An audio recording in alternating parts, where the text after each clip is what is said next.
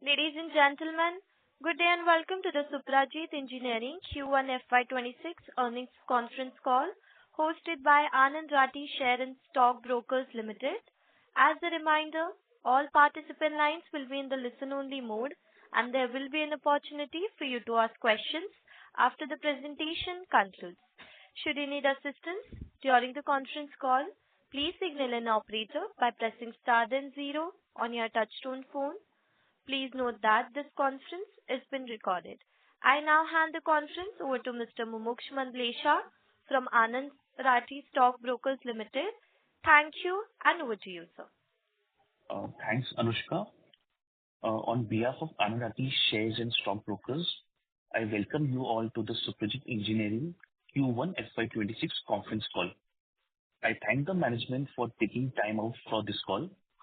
From the management side, we have Mr. Ajit Kumar Rai, the founder and chairman, Mr. N.S. Mohan, MD and Group CEO, Mr. Akhilesh Rai, Director and Chief Strategy Officer, and Mr. Medappa Gowda J, CFO and Company Secretary. Request Ajit sir and team to give an introduction review about the results, and then we can follow up with the Q&A session. Over to you, sir. Good morning, everyone. And thank you, Mumuksh and Anand Rathi, for hosting our quarterly calls as always. I welcome you all for the Suprajit's Q1 FY26 results presentation. The focus for, of course, the quarter as has been in the past remains unchanged. The global scale, local focus, and technology driven. We have, briefs from Medappa, Mohan, and Akhilesh, and then I'll do a final wrap. After that, we'll have a question and answer. With this, I'll hand it over to Medappa for his initial remarks. Medappa? Yeah, thank you, sir. Greetings to all. The consolidated highlights, excluding SCS. Q1 revenue came in at rupees 7,733 million, up 5.2% year-on-year. EBITDA was rupees 993 million, up 15%, with margins improving 100 basis points to 12.8%. Standalone highlights. On a standalone basis, revenue was rupees 3,900 million, up 3.5%. EBITDA was rupees 605 million, down 6.5%, with margins at 15.5%. Group debt and investments. Our debt stands at rupees 6,735 million, rupees 2,018 million long term, and 4,717 million short term.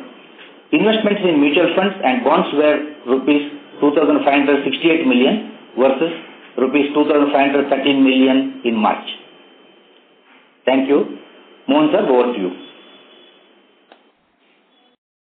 Thank you, Medappa.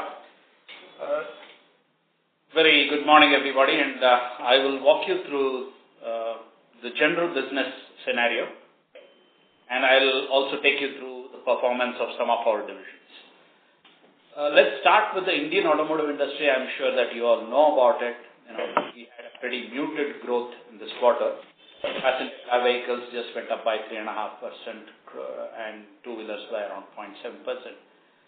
And global conditions obviously remains pretty challenging. A lot of geopolitical risks. We have all heard a lot about Chinese rare earth issues. Of course, the super hot topic is now tariffs. Now, against this backdrop, I would say the consolidated revenue and the EBITDA of Suprajit grew. So let me now start with each one of the divisions, and starting with the Suprajit Controls division, which is the global cables and controls division. SCD delivered a very strong quarter, both from revenue and EBITDA perspective. And when I'm talking about this, I'm talking about SCD without the recent acquisitions of SCS. The restructuring projects that we have already disclosed over the last few quarters, like the Germany right sizing, Hungary warehouse setup, Mexico operation consolidation, new organization structure with regional emphasis, all are progressing well and as we have planned. We continue to win new contracts across geographies despite all these uncertainties. The biggest discussion obviously is tariffs, and we are very actively engaged with our customers. I was there in the US last month and visited quite a few customers along with Mr. Jim Ryan. Customers understand the various and also various mitigation plans were discussed, because ultimately it is not just the passing of the tariff burden, but how to reduce the tariff burden both on mid and long-term basis.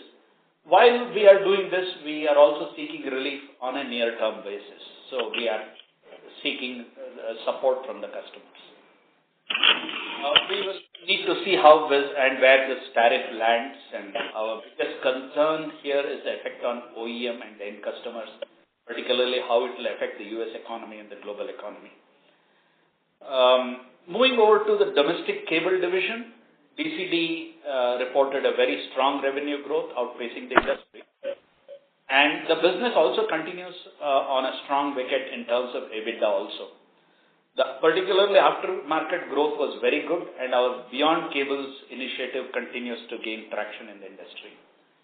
While optically it looks as though EBITDA on a year-on-year basis is moved down, it looks mainly because due to higher IT costs, R&D costs, and corporate costs, which all gets bucketed into this particular area of DCD. Moving on to Phoenix Lamps division, Phoenix Lamps had a soft quarter, both on revenue and EBITDA terms. The main driver, that is the Middle East conflict, impacted Kripa brand exports. India business remains steady, but we expect the softness to continue in the few quarters, mainly because of the uncertain global market. With this, I would like to hand it over to Akhilesh for an update on the other divisions. Akhilesh? Thank you, Mohan, and good morning to everyone. I'll take it up from slide 10, where we're talking about Suprajit Electronics division. At SED, our revenue and EBITDA was down. This was mainly driven by conditions outside our control because a major EV customer was struggling in the market last quarter. And this drop, which was quite significant, was actually partly offset by a ramp-up of requirements from our global controls division and also the launch of a very important throttle sensor project with a top three-wheeler OEM, which ramped up very quickly. We see that there are multiple opportunities for growth at SED, and this will help with the utilization, which should improve as new projects load our second SMT line, which was recently commissioned. When it comes to our latest acquisition of SCS, or Stahl-Smith Cables, in Q1 we finally completed the second tranche of the acquisition, which was adding the profitable side of the business, the China and Canada side. The quarter includes 1 month of revenue from these assets. SCS losses as a whole was generally significantly reduced. This was because of a lot of hard work that our team has been doing with multiple projects now completed. We moved the Germany warehouse completely to Hungary, and now the Hungary warehouse that we have set up close to our plant is stabilizing. But still, of course, there is room to improve.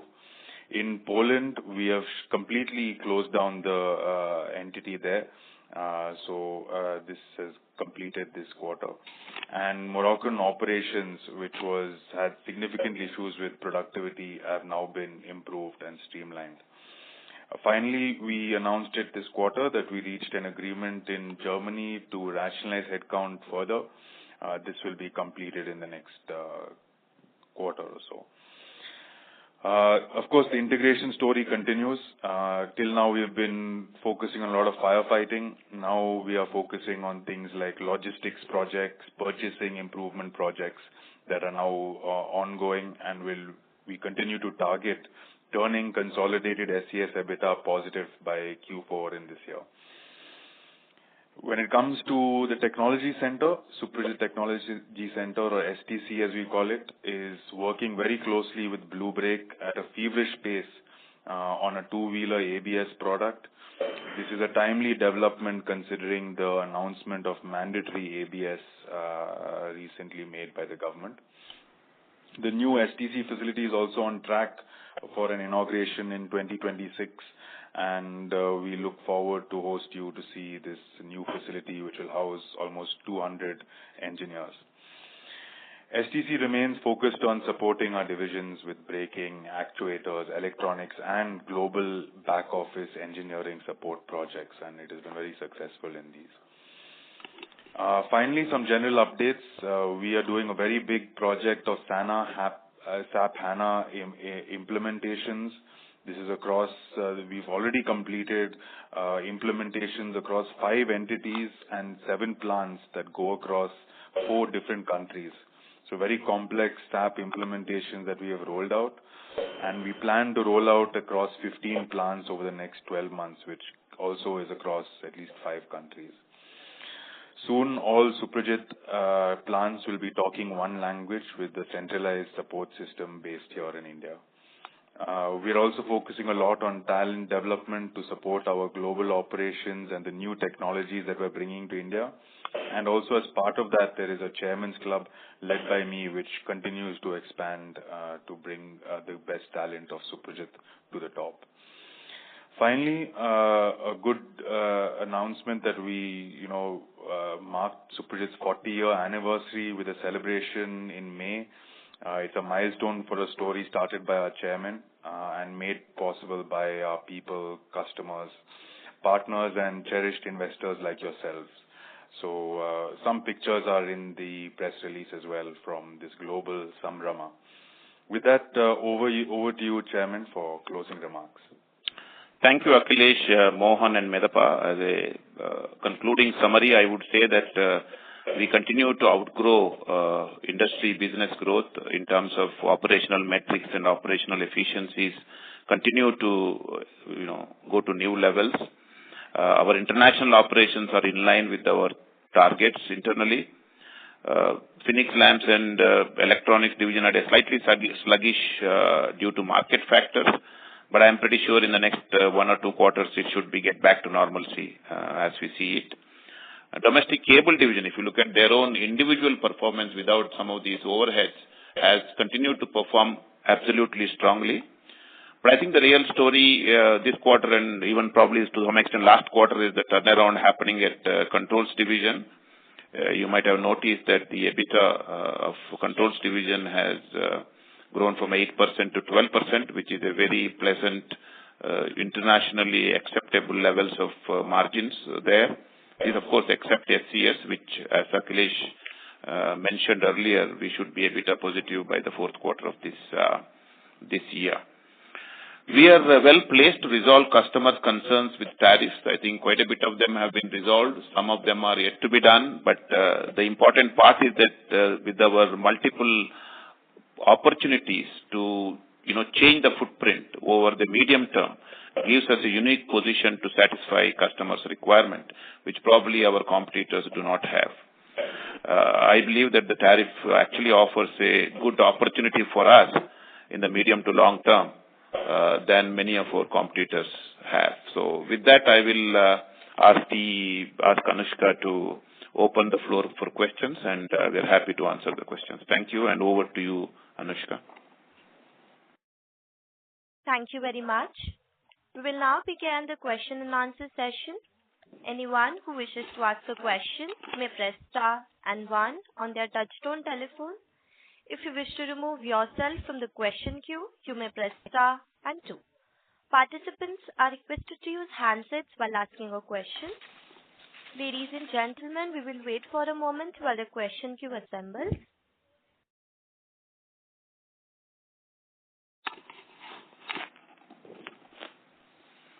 We take the first question from the line of Viraj from SIMPL. Please proceed. Yeah, hi. Thanks for the opportunity. Just a couple of questions. First is, if you see the quarter gone by, we've seen an increase in gross margins, and at the same time, we've seen a material increase in employee costs. So, can you give some breakup in terms of the addition we would have seen in terms of senior level or STC versus the restructuring or winding up our operations in SCS. So how is that mix between the two when it pertains to employee costs, and similarly the reason behind increasing gross margins? I think, basically on the employee side, you must realize that we took the entire, hit of German reduction in people in one quarter. That's, I think, about 1.2 million. I'm just giving you 1 or 2 points. Secondly, of course, the STC and corporate, there are multiple numbers are adding. STC numbers have now probably 100, 110 now. And at the corporate also some senior level people have joined, president has joined in the last quarter. We have another couple of other senior people joining at various places. So I think these things add to the overall cost, but they're all long-term plans for the company. So yes, from that point of view. And of course, the, SCS employee costs keep adding on as a normal course, because we also had a 1 month cost from SCS Canada and SCS China, which is now, of course, Suprajit entity. So these are the reasons for that. So obviously, I think our other costs have been on good control, so the gross margins have improved. And we have, as I said, I think the real part of it is the turning around of SCD happening very nicely. I think a lot of operational efficiencies have improved. I think the projects have added to bring our margins up at SCD significantly. So if you really look at it on a consolidated basis, despite our standalone business margins having slightly difficult time, the consolidated margins have improved by 100 basis points. So that's basically the SCD performance. Just one follow-up on this part. So if I look at the quarter gone by, would it be right to think that in terms of, say, restructuring another one-off cost, either in OPEX or employee, we would have incurred to the tune of 15 to 20 crores? And similarly, the investment in STC, so if one has to look on an annualized basis, we will be investing somewhere around 20 to 25 crores at least in terms of P&L investment. The first part I got it, and you are right. I didn't understand the second part of the question. You're talking about STC? So, yeah, so in terms of STC, because when you look at the DCD margins, obviously that's where bulk of the expense would be happening, correct me. But would it right to think that if one just thinks of investment in STC on an annualized basis, you will be investing somewhere around 20 to 25 crores at least in terms of P&L? In STC, you mean? Yeah, STC. Yeah, but I think the cost is not only STC. I think, Akhilesh just mentioned about, our One Suprajit initiative. There is significant IT costs are also being incurred because we are rolling out the global, SAP HANA. That's also another significant cost. So the three significant costs are sitting on DCD is STC, rolling out of global One Suprajit, and also on the corporate overheads. So I will not be able to give a breakout separately, but you can probably have a chat with Medha on that. Sure. Just two more questions. One is into the brake business. We had seen a very good traction building up with CBS, and also we're talking to customers on a mechanical disc brake. Now with the ABS regulation coming in, I understand we have a tech tie-up with Lubrake, but given where the regulations are supposed to be starting somewhere from, say, Jan 26, correct me, do we still have a play in terms of participation to ABS business? And where does this put to the CBS orders which we are, supplying? I will ask Mohan, will you take the question, or Akhilesh, one of you can answer? Yeah, I can take it. Okay. Go ahead, Akhilesh. Yeah. So, I think first on the regulations, I think, we need to wait for the final notification to come out. But, our guessing is that there will be certain delays because the industry is just not ready to ramp up to the kind of requirements of ABS that will be there if they really plan for January. So we do think there is going to be a bit of a delay. However, we are pretty much on track that we think we can productionize our ABS by January. It will be very tough, but we are working, like I said, very feverishly towards getting this product online. When it comes to CBS, yes, there might be certain effects. Look, the ABS is required on the front brake, but CBS is a balance between the front and the rear brake. So CBS may still be, something sometimes even preferred by OEMs and riders. So we'll have to see how these new models, how they will launch them with CBS or with CBS plus ABS. This is something that we will have to look at. But on our side, we're quite confident that we have a good CBS product regardless, and we have a great ABS technology which is should be lower cost by design, which is ideally placed for this market. Sorry. So when you say CBS, will that still be offering relevant if the market moves completely to ABS? It depends on the decisions OEM takes. So, for example, maybe some OEMs will say that they will just have ABS in the front brake and brake, a separate cable to the back brake. But the safest method of having the brake system is if you're going ABS in front, you also have CBS for the back, so that you also balance the braking between the front and the back. Okay, but the regulation doesn't mandate, if at all, to have a full ABS system, both front and back. Right now, that's what. So we need clarity on what that means, right? So, with the ABS regulation, how does it affect CBS? Is CBS still mandatory? This, we need to get the final notification. Okay, just one question, I'll come back and with regards to the Phoenix lamps, we kind of bagged an order from a large US departmental store. Can you give some more perspective? What's the kind of business? What's the kind of store coverage of the customer, and initially, what kind of coverage we would have? Mohan, will you take that question? Sure. Well, this is one of the large chain stores. I cannot name it right now, which we had been approaching for quite a long time.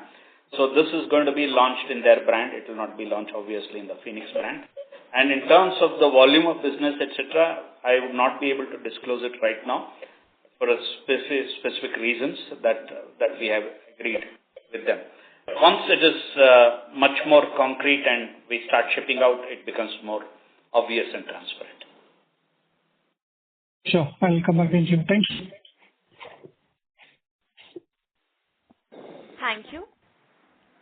We take the next question from the line of Jinal Sheth from Avriga Capital. Please proceed. Good morning, Suprajit team. Am I audible? Yes. Yes. So this is in regards with the chairman's interview on TV, where you mentioned that around 30-35% clients are ready to take hikes. Now, my question here is that today, Suprajit plant locations are spread across. So obviously, not everybody is buying from India, and considering your spread, since you're spread out, you would be less impacted compared to your competitors, as you already mentioned. So I'm just trying to understand, when you say that 30-35% clients are ready to take hikes, what is it that you're trying to indicate out there? As I was telling, I think our exposure to US, let's put it, but this exposure is not just from India, China, Canada, Europe, and from Mexico probably. Into US is about 110 million, of which 70% is USMCA compliant. So we are only talking about tariffs for the balance. That will be coming from all over the place, right? So our conversation so far with the customer is that about 30+% have agreed to accept the increased tariffs. Another 30% or 35% are sort of in principle agreed, but the formalities, how do we bill, how do we account, how do they account, and how do we make the payment, and what is the timing of that, this is under discussion. Another 30-35% are still negotiating, saying that, you take some, we take some, and that kind of stuff. So the 30% that is non-USMCA compliant are the ones that is being debated. I hope I answered the question. Sure. Okay. Thank you. Thank you so much. Thank you. We take the next question from the line of Senthiel from iThought PMS. Please proceed. Good morning, sir. Just one question from my side. With the recent SCS acquisition being completed, how do you plan to deploy the company's future cash flows? will be focusing on deleveraging or any plans to do buyback, like returning capital to the shareholders? So a broad insight on this will be helpful. Thank you, sir. I think, as you know, last year we did a buyback, so I probably would assume that, buybacks may not happen immediately. We just did one. In terms of cash flow, obviously, we are in a major consolidation phase with our recent acquisition. So we will watch carefully what is required within the group in terms of all these, restructuring activities. We have talked about the restructuring earlier and elsewhere. And also within domestic, we are putting up a new STC, technology center business, infrastructure. We are also expanding some capacity. There is certain monies being spent on braking division. I think at the moment I am not able to comment on the deployment of the cash, but I think, we'll at an appropriate time, we'll discuss with our board as to see what needs to be done. We also given a clear dividend or distribution policy to all the shareholders and investors.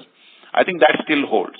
I would say that we will continue to, manage to reach those ranges of distribution over a period of time. Yes. So just to follow up on that, usually we find opportunities when there is a lot of macro level strength and so things like that. So in cables, we are consolidated a lot globally. So in other products also, do you have any plans to do global acquisitions and then consolidate our position globally?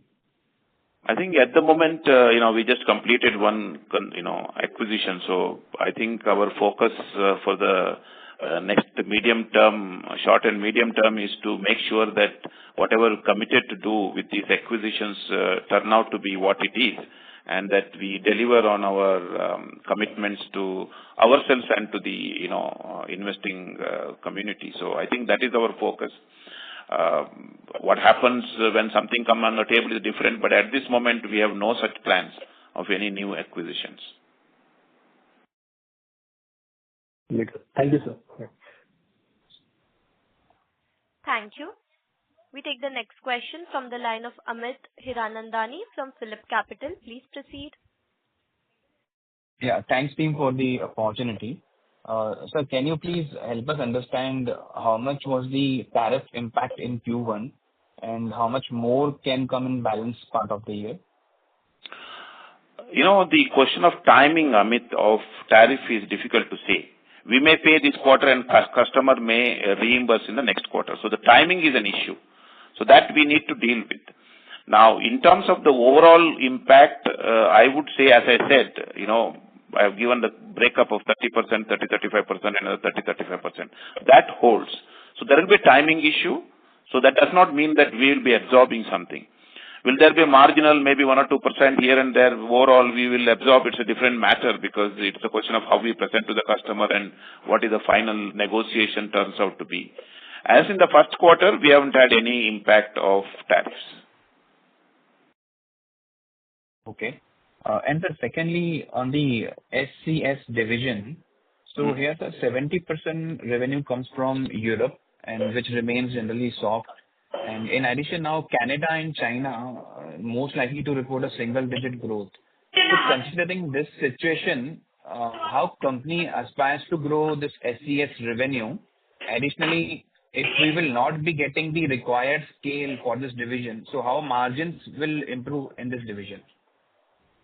Mohan, will you take the question? I can also add on later on. Sure. See, it's always the question of how you integrate the whole thing. First things first, you have to understand that there was one particular customer who was not very big in our scale of things.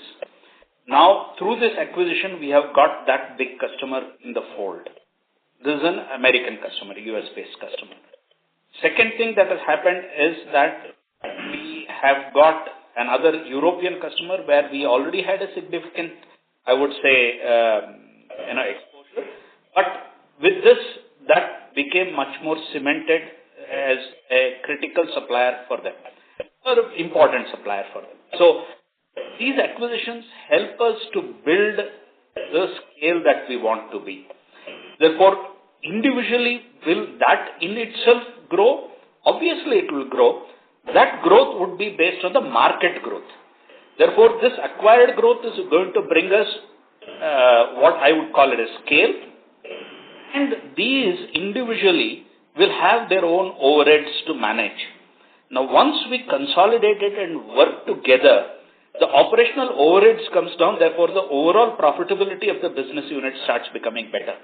Therefore, that is what it brings, A, to the industry, B, to ourselves as when we go ahead and consolidate these businesses. Akhilesh, you want to add anything? Yeah, I think, in terms of growth, you have to understand that Morocco has the lowest tariff from day one, Liberation Day tariffs, till now they have had the lowest limit of tariffs. So this is, clearly one location which is about 7 days from US, which there's a great potential of growth to support the US and North American requirements. Similarly, with Canada being part of USMCA, there will be potential to bring in products through the USMCA, which is looking like the strongest way to get into the North American market today, and most of our customers are interested in that.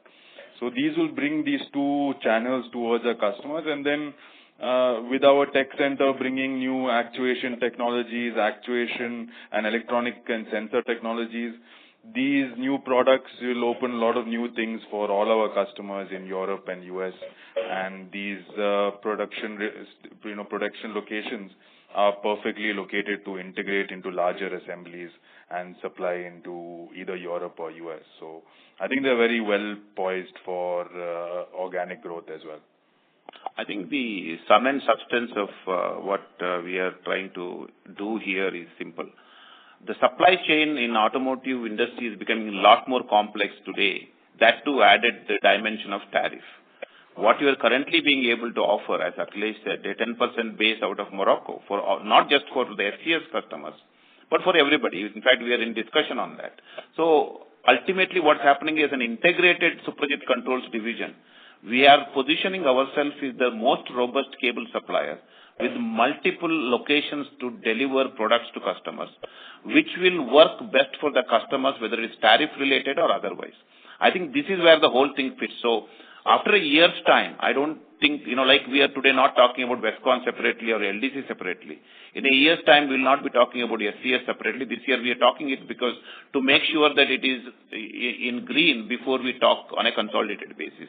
The SCD as a footprint for products, our products, not just cables, beyond cables from STC, will offer this footprint. I think that is our strength in this business. Right, sir. So just on the midterm margin aspiration for SCS, if you can help us understand, sir. Yeah, I think, we have said that, the SCS should turn around by fourth quarter. We are still very much on that. I think first quarter, of course, SCS, the new acquisition had only 1 month's impact. I think this quarter it will have the full quarter's impact. We have always said that is a profitable business, which is so. And then, the challenge is SCS, the European entities.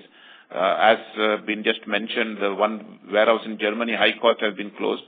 Hungary is being established. Poland is closed. A lot of our Phoenix projects, in Operation Phoenix in Morocco is going well. So given the next 2 quarters, I think these will all fall into place. And German, of course, headcount reduction is been announced and it's happening. So all that, is taking the next 2 quarters. So as we said, then I think we are still standing by it that by Q4 we should be a bit positive at SCS. Great, sir. So lastly, one question on the Suprajit Controls division. So we really appreciate the margin turnaround happening over there. But the revenue run rate is ranging between 360 to 380 crores per quarter, despite we are winning new orders globally. So sir, year-on-year growth, if you look at this since last 6 quarters, remain muted around 4%. So just wanted to, know about the outlook for this division and where do you see the SED's top line for in the next 3 years and sustainable margin level, please? I think, if you look at the automotive industry, I think any project that is granted has either 5, 6, 7 years of life cycle. So you must understand every 5th or 6th or 7th year, a project that was awarded to us 5 years ago drops off the table.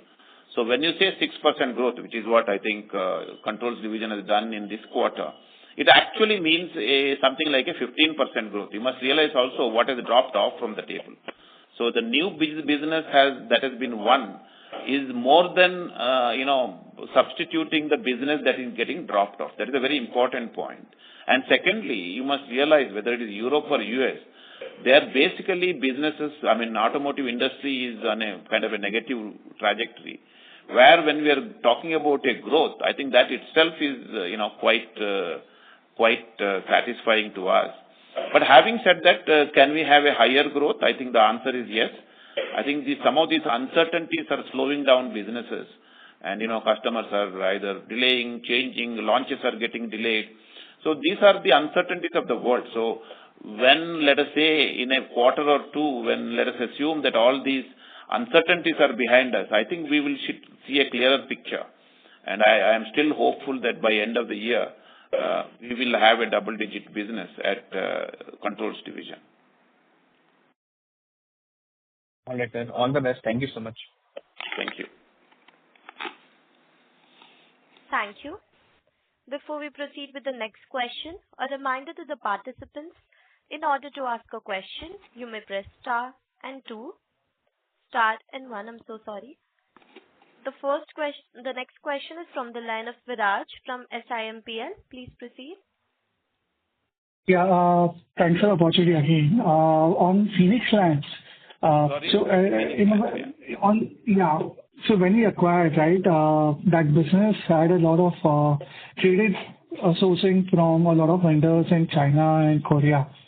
So fast forward 2025, and even with this order to US Department is so, is that more driven by insourcing rather than outsourcing? Mohan, you want to take that question? What was your question? Your question was on sourcing that we were getting from Korea and China, right? Yeah, so how is that overall sourcing? So has that moved to captive over a period of time? How is that mix now for us? So that is one question. Well, when we started off at that point in time itself, we had done a very quick review on what needs to be localized or what cannot be. By and large, we have not disturbed to a great extent the supply chain. We definitely have moved in some areas from European sources to China and Korean sources. And to that extent, we have brought it down.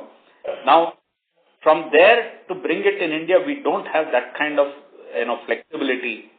The number of components itself is not too many.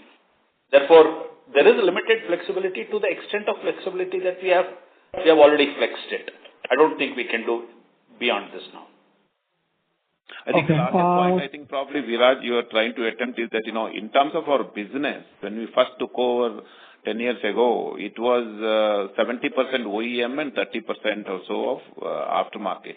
Today, the whole thing has changed. So our game plan, our strategy has changed. So we are more in the aftermarket today to up to the level of about 70%.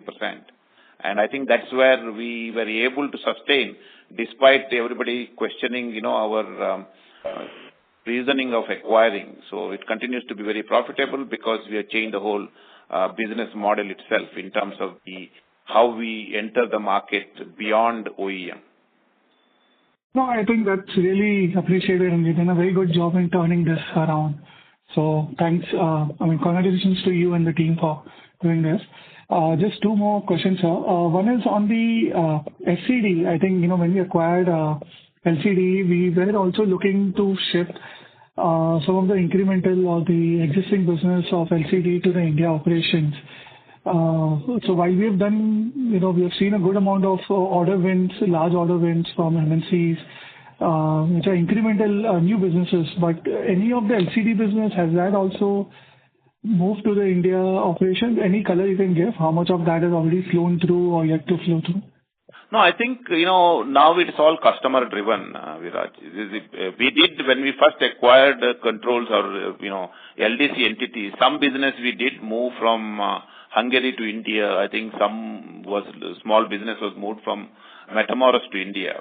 But today it's all customer driven because we need customer to be agreement with us because I think the global scene is changing. When we acquired maybe 3 years ago, the close shoring, onshoring was not such a big talk, but today is a very big talk. So this the idea of moving a lot of business out of wherever we are operating to India is not really the issue, but the new contracts are being won. I think more of it is being won out of India. That's what I would like to say. Okay. Just last query on the SCD, so Suprajit Electronics. Can you give some color on the mix between global supply to SCD and domestic customer supply? And what kind of a capacity this new, suppose the second line coming in, what kind of a scale we can cater to? Akhilesh, you will take the question. Yeah, sure. So right now, I think our global exposure is quite small at SCD. Whatever the internal procurement that has happened, it'll be in single digits of what contribution it is making to the electronics division. But what is positive is the kind of response our customers have had. I think we disclosed also that we won a major digital cluster contract for export business in the US.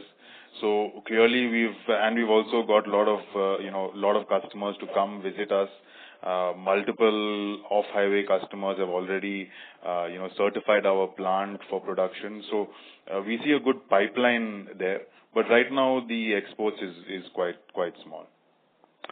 Having said that, I think what is also important here is the strategy of the electronics division. As you know, this is a homegrown division, work of Suprajit Technology Center. So we have no restrictions on whom to supply and where to supply and how to supply. A joint venture would have probably led to a specific customer, specific area, specific region. We don't have any of that. That's why what Akhilesh said, non-automotive customers are showing a lot of interest. So that's a very interesting part for us because they are also probably a better margin business than the automotive business. So I think that also adds. And unfortunately, of course, due to a significant drop in volume from one customer, it took a couple of quarters for us to recover from that. But with these non-automotive businesses and also some of the internal requirements of controls division, I think from this quarter onwards, our degrowth will probably be arrested, and I think that will also help in improving the margins going forward. That's all from my side. Thank you very much. Thank you. We take the next question from the line of Gokul Maheshwari from Avrika Capital. You may please proceed. Yeah, thank you for the opportunity. I just wanted first is a data point on the SCS business. Now, since the acquisition is now complete, what is the estimated revenues which you would be building in for FY26? Mohan, will you take the question? Mohan, are you on? Sorry, I was on mute. Sorry. So basically, if I look at it, we would be looking at 3 quarters of the Canada and the China business and the full 4 quarters of the earlier Morocco and the German business. So put together, I would put a ballpark a number of somewhere around close to 30 to 35 million. For the current year, I think it would probably that number, but for the full year, I would say it will be around 40 million actually. Yes. Okay. This is US, right? 40 million US. Yeah, USD. I think probably it will be a little more, but that's what it is, yes. Okay. And secondly, on Phoenix, I'm just a bit confused where the Q1 was weak. Mohan sir in his opening comments said that this weakness could continue for a while Ajit sir, you mentioned that it could turn around in 1 or 2 quarters. And at the same time, we want some export order for US retail chain. So if you could just give that, will Phoenix business grow this year, will be declining or will be flattish? for FY26 and perhaps an outlook for 27 also? Look, I think what's happening is that particularly in the Phoenix Lamps business, I think a lot of the business is outside of India now in the aftermarket. There is, our markets are, of course, this US new chain is a big positive for us. But having said that, these uncertainties are difficult to say. For example, one of our big market for Trifa was Middle East, where the distributor would buy, not only distribute in Middle East, but also supply to Africa. Now that has come to a big, kind of a block in the last quarter, which I think will continue at least for this quarter also. So from the original estimate, I think we probably are slightly behind on Phoenix Lamps division. But, these aftermarket businesses don't go away. They might be sort of, distributing the existing quantities and, cleaning up their shelves. But when the business comes back, it also comes back in big numbers. So I would say this quarter would be weak at Phoenix Lamps, but second half is anybody's guess. We will get to know in another month or so how this whole thing will pan out actually. Okay. But what is, where you've done very well is that in the last 7-8 quarters, the margins for the Phoenix business has been in the double-digit trajectory. That broadly should continue. Yeah, I think double-digit margin in Phoenix Lamps will continue. The revenue growth is because of this kind of a little setback. I mean, we are in a global scenario, so it is very difficult to say how it works out. But certainly, I think the second of Phoenix Lamps division should do better. Please also understand our aftermarket, was somewhat weak, in this quarter also. But the new scheme starts, they all work on schemes from August 15th. So till it goes on till I think January 26th. That's a very critical period for Phoenix Lamps division in the aftermarket as far as India is concerned. So I think we will certainly expect that would the one that would probably could turn very positive for us if, let's say, Trifa brand sales continue to have some challenges.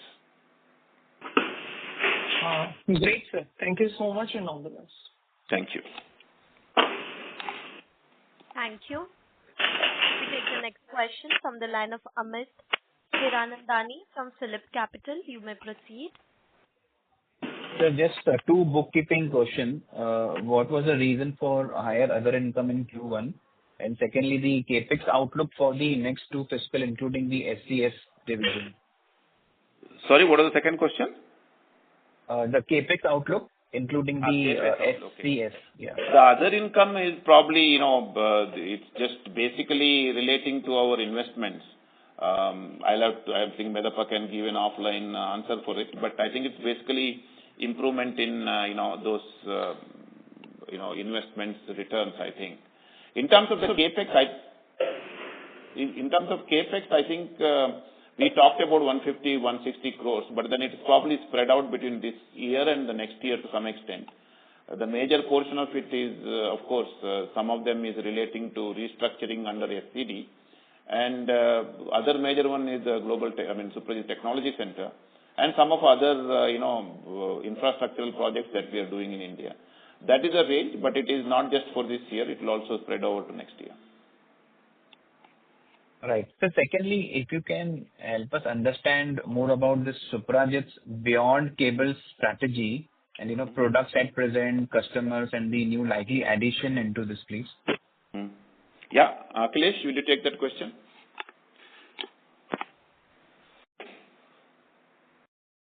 Akhilesh, you're mute. Oh, sorry.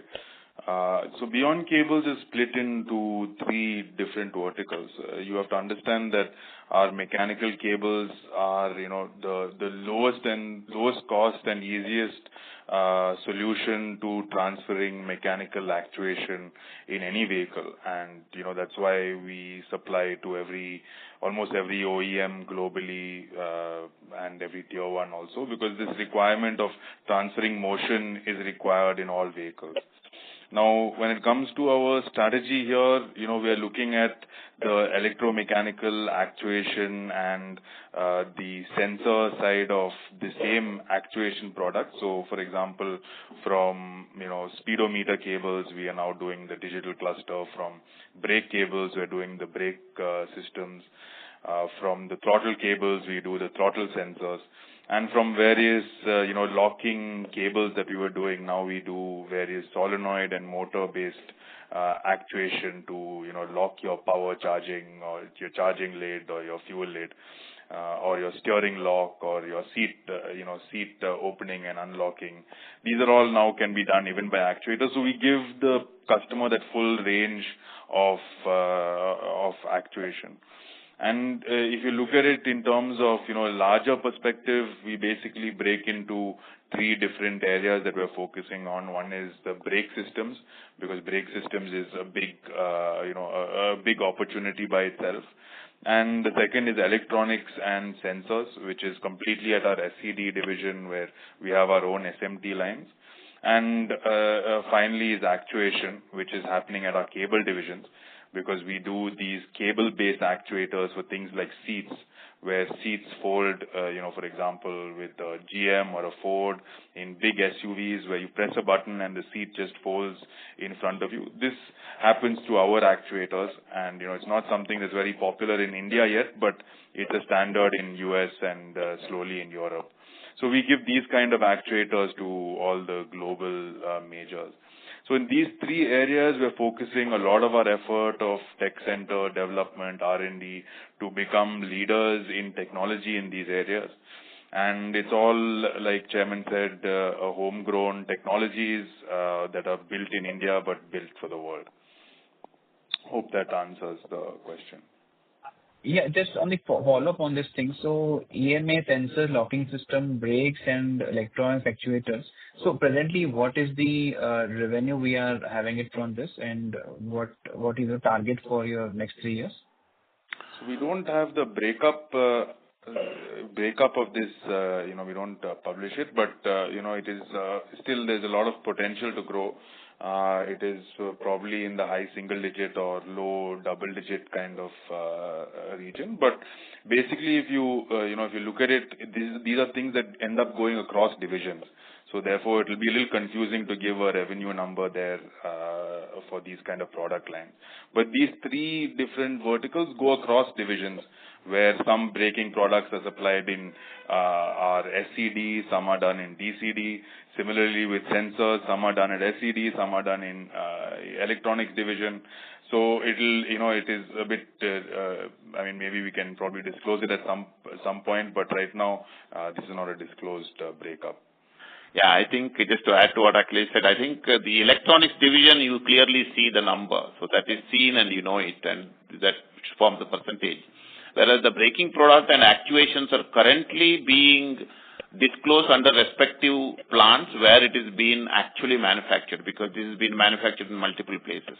So at some point in the future, I think we did talk about setting up a braking division. A smaller outfit has been now getting prepped up for that.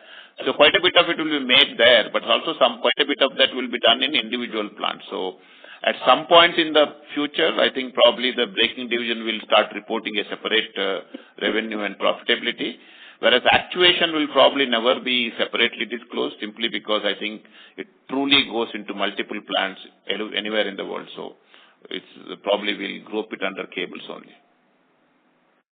Understood, sir. All the best, sir. Thank you so much. Thank you. Thank you. We take the next question from the line of Ravi Purohit from Securities Investment Management Private Limited. Please proceed.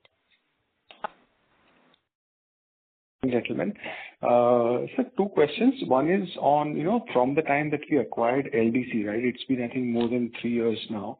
How has the scale up been like? So if let's say when we acquired LDC and the revenue of LDC business would have been X, what would it be today after, let's say, 3-4 years of our acquisition? And the second question related to, again, LDC is that when we acquired LDC, the acquisition was essentially acquisition of technology and the step up in the kind of products that we are providing, which effectively means that the new actuation systems basically got added to that. So can you share some, some success stories or something where, so if you look at in India, right, for example, over the last 6-7 years, while the number of vehicles sold has not grown that much, but the kit value inside a vehicle for certain things like sunroof systems or lights, for example, has seen a significant jump, right? So there are a lot of these changes that are happening in the vehicles that are being sold in India today, which basically are increasing. So while the number of vehicles on the road do not increase, the TAM for these specific products and kits kind of has seen 2, 3, 4, 5x, jump. So in that sense, can you just share a little more on our experience with LDC since the time we acquired till today? See, I think Ravi, today we are sort of keeping SCS apart. LDC by itself has in a sense lost its identity as such.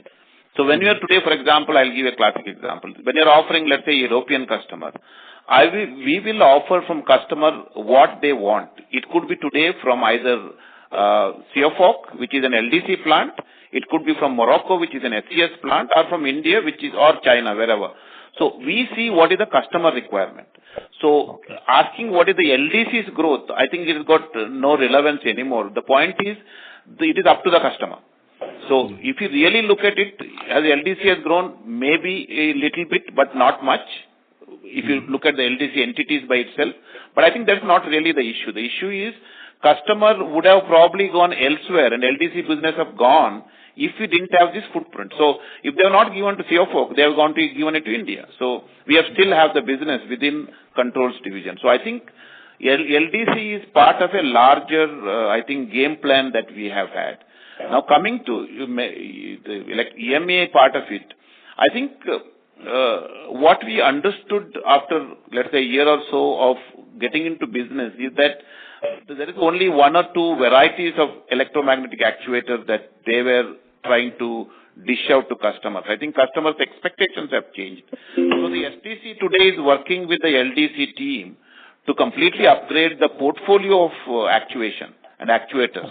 I think that is where we are able to bring again value into the whole system. So with that, I think we are going to represent, because for this actuator, which is currently mostly used in seating and others, where we have the presence, is not much required in India. But whereas in Europe and US, we continue to get the same businesses again and again. But now we are offering certain range of additional actuation. That's why if you look at it today, in two-wheelers, for example, because of that background, we are able to go for a seat actuation or lock actuation in the two-wheeler within India. So that is an extension of that actuation business. So, but I think that is an area where we are now currently focusing. In fact, we have a senior person who has joined to take that to the next level. So I think that when with the new range of products are ready, we are ready to offer to customers in multiple regions. I suppose I answered most of it. Otherwise, ask me more. So that was great. Thanks a lot and all the best, sir. Yeah, thank you. I think, Anusha, there is 12 o'clock. We'll take probably one more question. All right, no problem. Due to time constraints, we'll take this as the last question from Aditya Khetan from Swiss Institutional Equities. Please proceed. Yeah, thank you, sir, for the opportunity. Sir, you mentioned to one participant that in mechanical actuators, so we are one of the lowest cost. So this benefit of lower cost, is it because of some unique production process or the technological edge, or is it only because of scale? I don't know that whether anyone of us has said we are lower cost. We are as competitive as anybody else.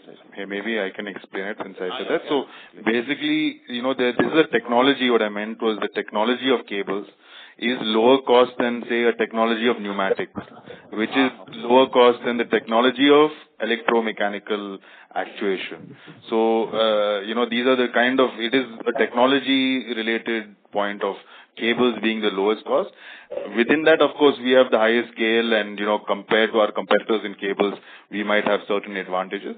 But I was just mentioning that the cable is the lowest cost compared to using, hoses and hydraulics and these kind of things. Got it, sir. Got it. Sir, on any idea onto the Westcon control, so in terms of volumes, so where are we standing today? And what are the numbers for this quarter and for FY25 in terms of revenue and EBITDA? I think Westcon is more a non-automotive business. I think, Mohan, you can give some color on what's happening in the non-automotive business. I'll not going into specific numbers. I can just tell you that first things first, there is a clear headwind in the non-automotive business, particularly the lawn mowers and snow throwers, those kind of stuff. There is a clear shift in home buyers. Earlier, home buyers used to go and buy their own lawn mowers, and individual family used to have their own mowing machine.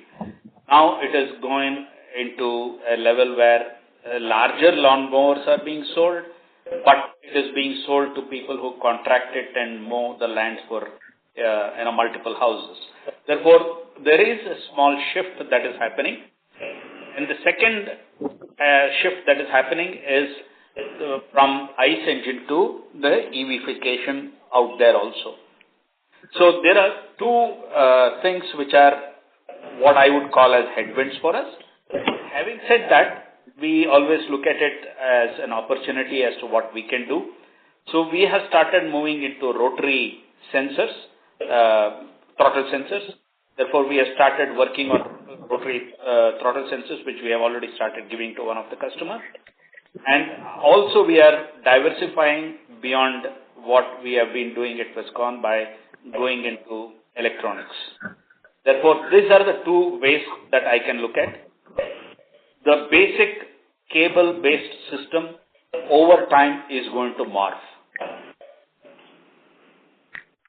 I think to add to what Mohan has said, I think, Westcon, I rather like to put it as Mohan generalized, non-automotive business hasn't grown. Actually, I would say it's probably slightly regrown within the controls division.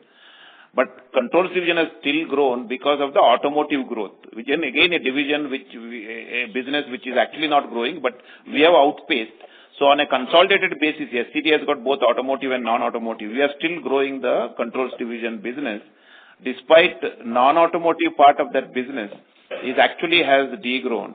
And you must realize that with all that stuff, Westcon has done a very, very good job of operational excellence, and they continue to perform in double-digit EBITDA margins. Got it. Thank you for that explanation. Sir, just one last question. In SCS, sir, we have completed this, the second tranche. Sir, what is the asset acquisition figure, sir, if you can share? I think you can, this is all recently acquired number. I think you can get that data maybe from Medapal later on. Got it. Thank you. Two parts, so sir, I don't have the data immediately. Sir, just a request, sir, in future quarter numbers, if you can share the segment-wise assets and liability, so that would be more beneficial to understand the invested capital in each of the business. Just a request, sir. Yeah, I will. Thank you, sir. Thank you. We got your point. Okay, let's see what we can do. And thank you all. We appreciate your continued interest and logging into our Q1 result presentation. I would also like to thank Anand Rathi and Mumukshan team and Anushka for organizing and handling this call. Thank you very much. Have a good day. Thank you. Thank you, members of the management. Due to interest of time, we take that as the last question. And on behalf of Anand Rathi Share and Stock Brokers Limited, that concludes this conference. Thank you for joining us, and you may now disconnect your lines. Thank you. If you found this video helpful, please like, share and subscribe to Concall India for latest upcoming Concall.